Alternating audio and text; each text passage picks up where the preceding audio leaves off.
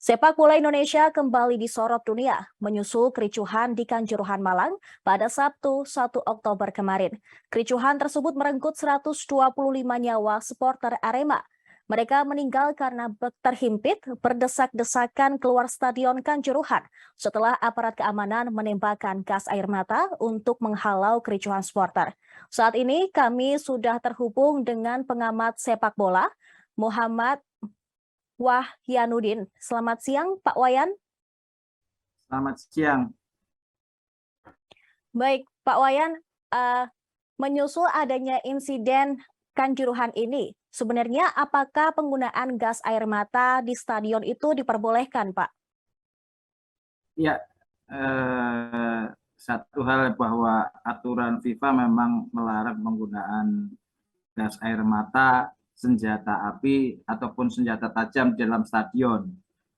Artinya bahwa apa yang terjadi di Malang itu secara prosedural adalah salah.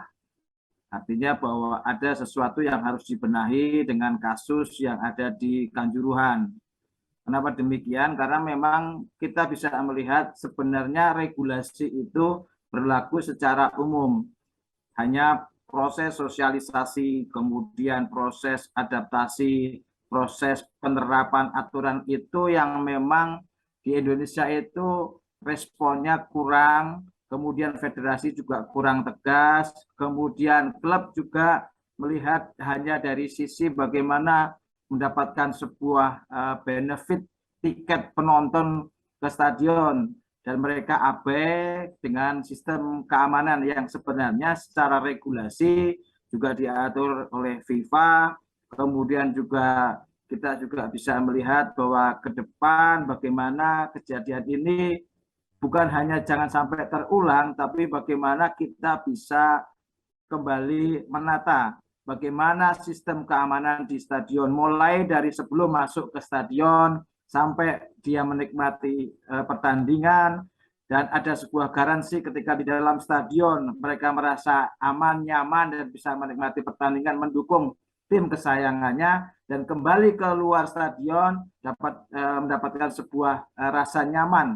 Dan tentunya kalau bicara tentang sebuah konsep regulasi harusnya mengacu kepada FIFA. Jadi bahwa memang di dalam stadion tidak boleh ada aparat keamanan, apalagi senjata, misalnya seperti itu.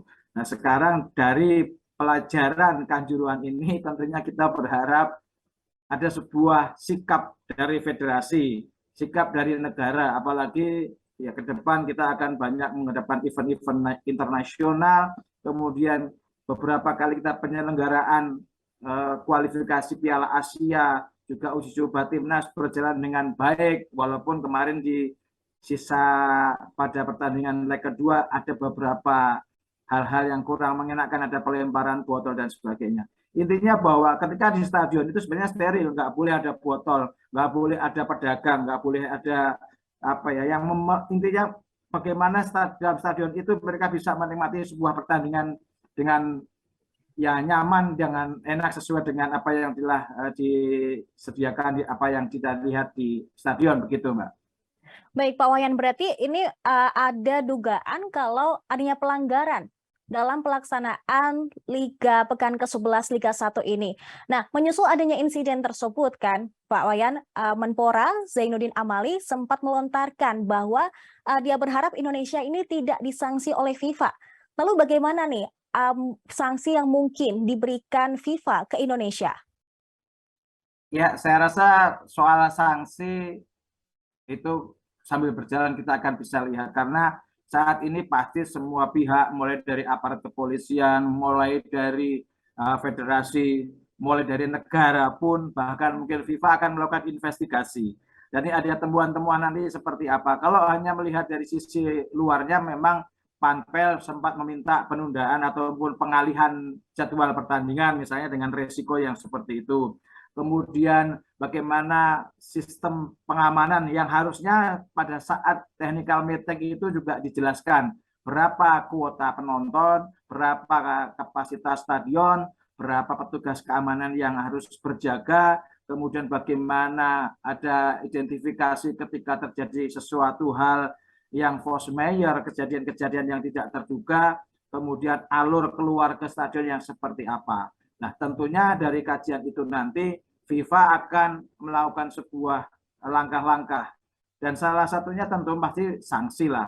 Entah itu kepada klub, entah itu kepada federasi, entah itu kepada negara dalam artian secara umum bahwa mungkin larangan seperti apa atau sanksi seperti apa, yang itu yang mungkin masih akan kita tunggu. Tapi kita berharap memang itu tidak akan menggagalkan beberapa rencana-rencana yang akan ada di Indonesia seperti Piala Dunia tahun depan, bagaimana supaya tetap berjalan dengan baik. Karena tentu saja nanti ada upaya-upaya atau persyaratan-persyaratan yang harus dipenuhi.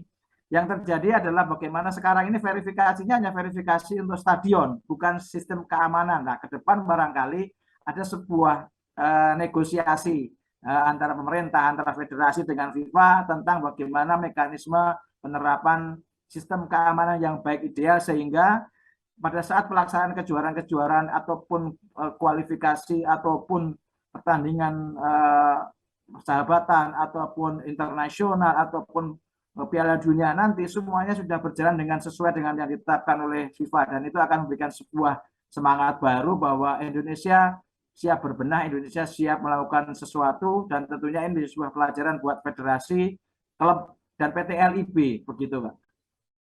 Baik, terima kasih Pak Wayan atas penjelasan Anda. Ya, semoga akan ada titik terang dari kondisi tersebut. Terima kasih sudah nonton. Jangan lupa like, subscribe, dan share ya.